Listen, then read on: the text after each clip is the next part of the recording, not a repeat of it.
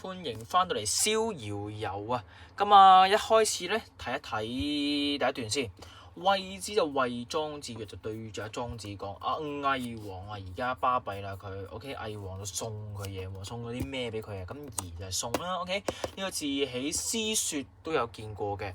OK，送咗啲咩俾佢啊？大胡之種，胡係咩啊？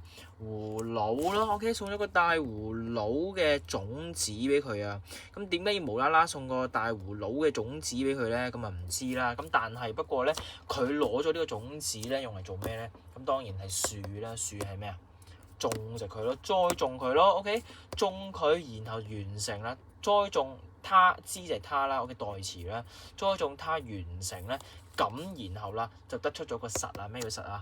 果實咯，係咪啊？果實就五石，唔通真係五個石頭咩？石其實係古代一個重量單位啦，代表啊而家個果實咧就五石咁重咁樣啦。好啦，咁即係話咧，而家得出咗個葫蘆，個葫蘆咧古代來説咧有咩用途咧？兩個用途嘅，一個咧就用嚟裝水，一個咧就用嚟做匙羹。咁等陣再講匙羹嗰樣嘢啦。OK。第一個用途就係用嚟裝水啦。OK，裝水咁啊，其堅就不能自舉。OK，唔可以裝水，不能自舉。點解？咩叫不能自舉咧？OK，咁啊舉字啊，OK 就係解承受。咁咩叫其堅啊？堅硬嘅程度咯，即係話呢個好 weak 咯，好軟腍腍咁樣，佢亦都唔夠堅硬，佢裝唔到水啊。OK，咁啊冇辦法啦，就剖係咩？即係剖開佢，劈開佢之後咧，就用嚟做瓢。咁瓢咧即係咩意思咧？瓢就即係匙羹。咁我哋寫書面語就寫桌子咁樣啦。劈開咗佢，做呢個匙羹，即係胡落啊，無所用啊。咁啊胡落 ，OK，咁胡係落嘅，落咧正常來説啦，現今咧就用嚟做一個 verb 啦，係咪？咁但係古代來説，胡落咁唔通佢做嘢咩？咁啊唔會啦。咁呢個落咧擺明係一個 adjective 嚟嘅，形容緊嗰個嘅葫蘆。咁個葫蘆有啲咩特徵啊？咁啊落咧就幫我寫低啦，就係太大。太平前，太大太平啦，喂，無所用啊！即係基本上咧就係裝唔到嘢，無所用，容納唔到任何嘅嘢咯。OK，咁啊，非不囂然大也，即係咩啊？咩叫囂然大也？即係大而無用咁解。非即係不是不，大而無用嘛。OK，呢個位咧非常之留意，轉一轉顏色筆先。好啦，不是不大而無用嗎？咁其實同時間啊，佢呢個位咧係暗諷緊邊個啊？咁啊，邊個講嘢㗎？而家係惠子講嘢，對邊個講嘢？莊子嘛，咁梗係串啊莊子啦，串佢咩啊？你就真係大而無用啊！咩大啊？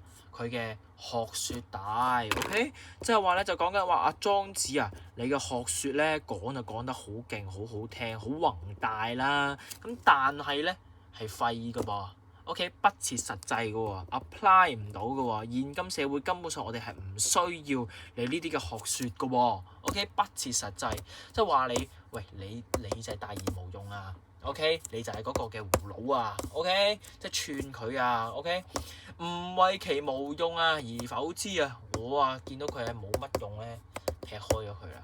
咁啊，但係不過佢冇劈開莊子咧，劈開咗咧嗰個嘅葫蘆啊 ，OK， 咁即係話佢廢咯 ，OK， 好啦，呢個位咧佢想講嘅地方係咩咧 ？OK， 一開波佢就話葫蘆兩個用途，裝水裝唔到。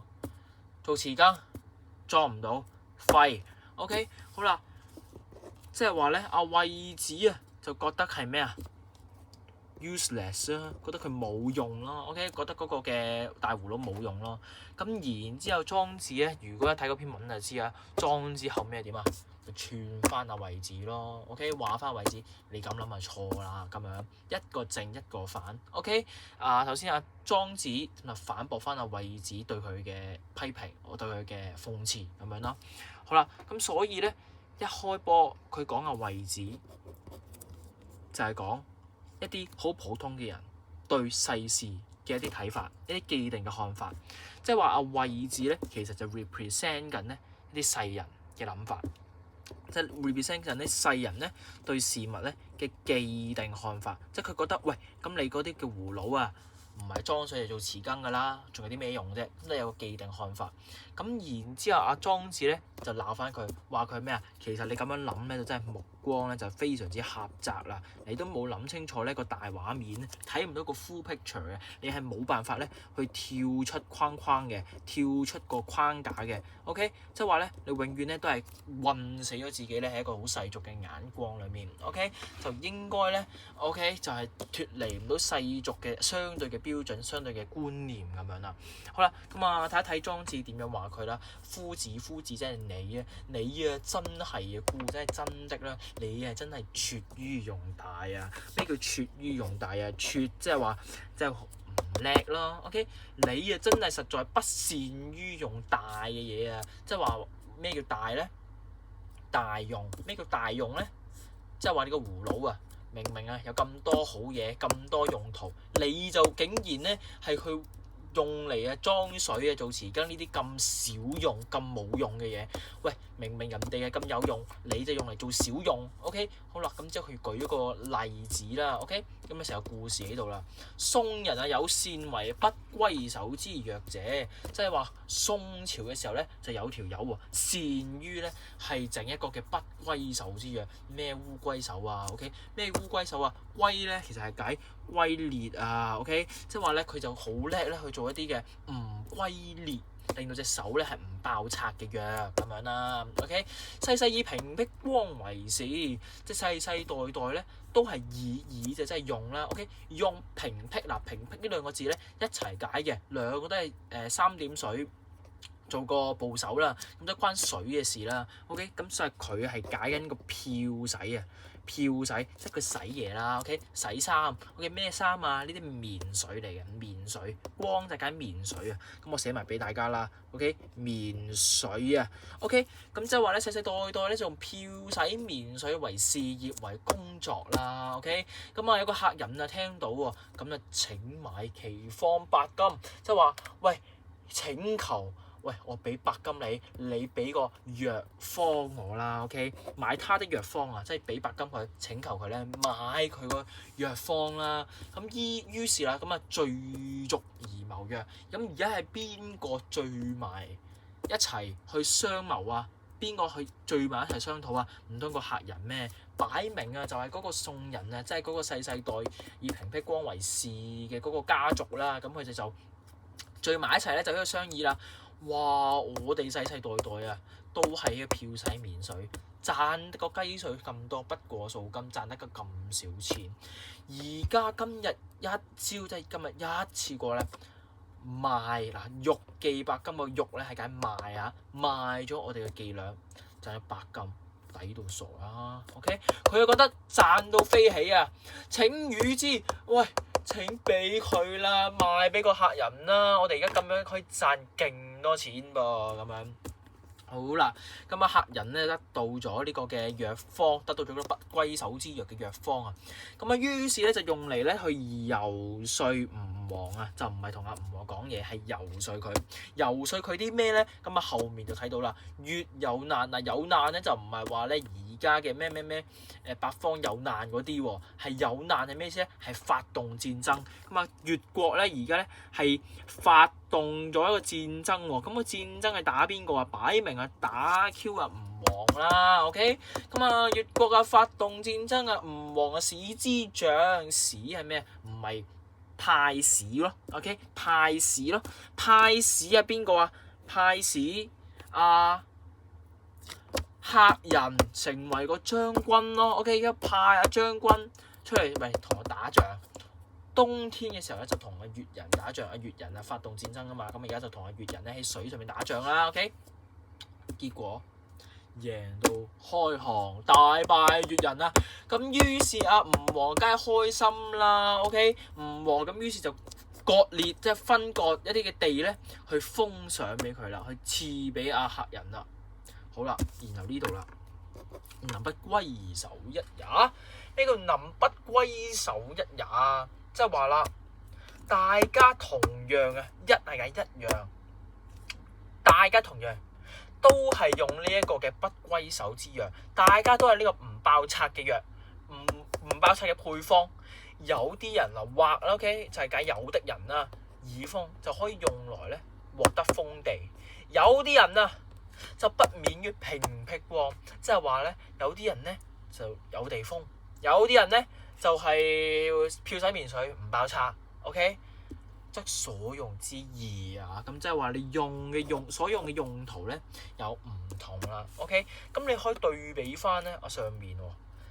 而家佢用葫蘆啊裝水啊，用嚟做匙羹啊，咁咪真係等於呢個故事裏面個宋人攞不歸手之藥係用嚟漂洗面水咯。OK， 好啦，咁然後咧，阿莊子話你拙於用，但係你唔鬼識用大嘢，咁啊大嘢係咩啊？咪就係去賣，用嚟打仗，打仗之後咁點啊？有地咯 ，OK， 即係話咧，你明明用同一樣嘢係有一個更加大嘅發揮出嚟，有最大嘅效益、最大功效，但係你就唔識用，就少用，用佢冇咩用嘅地方 ，OK， 咁啊點解佢就話佢拙於用大咧 ？OK， 佢拙於用大嘅原因就係因為頭先講過啦，佢目光係點啊？好狹窄咯 ，OK， 佢有一個既定嘅框架咯，永遠咧睇嘢咧就好似同世人睇嘢一樣，目光好狹窄啊。OK， 第二啦就係話佢諗嘢咧，永遠咧都有個固有嘅框架喺度，冇辦法去跳出去諗啊，永遠就同好世人咁樣一樣。咁所以咧，最後就算佢哋係用緊 same 嘅嘢，用緊同一樣嘅嘢，但係出嚟嘅 result 係點啊？different 嘅，大家都有唔同嘅 results 嘅 ，OK。而且咧，如果你係識玩大用嘅話咧，咁咪點啊？你出嚟嘅 results 係最大嘅效益咯，最大嘅效益，獲得最多嘅功效 ，OK。就係正係因為佢用法唔同，你要用字係大用啦，定係小用咧？咁啊睇你識唔識玩咯 ，OK。咁簡單啲嚟講啦，即係話個客人就係點啊？同嗰個嘅位置咧係唔同嘅，個客人係點啊？係善於用大嘅，但係不過咧嗰個嘅宋人係點啊？就同啊位置一模一樣啊，拙於用大啊，唔識用大嘢啊，咁所以啊，咪永遠都係就係洗衫咯，永遠啊都係淨係可以用嚟裝水，永遠都係淨係可以用嚟做匙羹咯。OK， 咁啊睇睇呢度啦，今次有5石之壺，即係話而家你有5石咁重嘅葫蘆，點解你唔考慮攞佢嚟成為咩啊？大樽？咩叫大樽啊 ？OK， 大樽即係腰舟，我成日睇腰舟。咁啊，即係話咧，我係腰舟，咁腰舟係咩啫？好似水泡咁樣，即係攞嚟浮嘅。OK， 咁你點解唔攞佢用嚟做腰舟去浮喺江湖嗰度咧？咁簡單啲嚟講，做呢個腰舟首先咧，就真係同其他人係唔同啦，因為正常人係唔會用嚟做腰舟噶嘛。OK， 而家咧正常人係用嚟做裝水、做匙羹嘛。而家咧，阿莊子就跳出個框框。OK， 目光係長遠啲，諗佢一啲勁啲嘅用途，咁啊覺得佢可以用嚟做腰舟咁樣咯。OK， 咁即係簡單啲嚟講，做腰舟呢樣嘢咧，首先個相對嘅標準咧已經係超越咗噶啦。咩叫相對標準咧？即係話世俗嘅眼光、世俗嘅觀念，你係已經係超脫咗噶啦，超越咗噶啦，超越咗世俗眼中嘅相對標準、相對嘅觀念咁樣啦。然後啦，亦都係可以突破個界限啦，突破個框架啦。OK， 去睇遠啲。OK， 諗下佢有啲乜嘢嘅用途。OK，normally 啲人係用嚟裝水、匙羹。莊子就話：點解你唔攞嚟做腰舟去浮咧 ？OK， 而憂其湖落無所用，你又喺度擔憂佢太大太平錢裝唔到嘢，咁你咪即係廢咯？邊個廢？你頭先仲串我啦，你廢啲啦！則夫子又有馮之心也乎？什麼是馮之心啊？馮真係馮草啊！馮草係點樣啊？馮草係茅塞不通噶嘛，OK，即係話你嘅思想啊，就同茅草一樣咧，係不夠通達啊，唔夠通達啊，你永遠咧都突破唔到啊，OK，永遠都係思想咧都係茅塞不通。OK， 寫埋特俾大家啦，茅塞不通啊，即係永遠咧諗嘢咧都係茅塞不通，不夠通達嘅，你永遠咧都係淨係可以停留喺世俗嘅眼光去睇嘢，咁咪即係話你啊又有馮之心也乎咯，咁個又係咩意思啊？你就真係仍然有呢個馮之心咯 ，OK？咁啊，即係簡單啲嚟講啊，呢一句啊就批評翻阿惠子啊。頭先咧佢係諷刺佢，而家咧佢係批評翻佢，批評佢啲咩啊？就係話你目光係點啊？狹窄咯，永遠都俾個框架咧去鎖死咗自己嘅思想咯。佢過於執着一啲世俗嘅既有嘅概念、既有嘅標準咯。OK？咁啊已經好清楚咁樣咧，係睇到頭3段啦，或者話頭一 part 啦。OK？做緊啲乜嘢啦 ？OK？下一條片會繼續講埋下面個 part。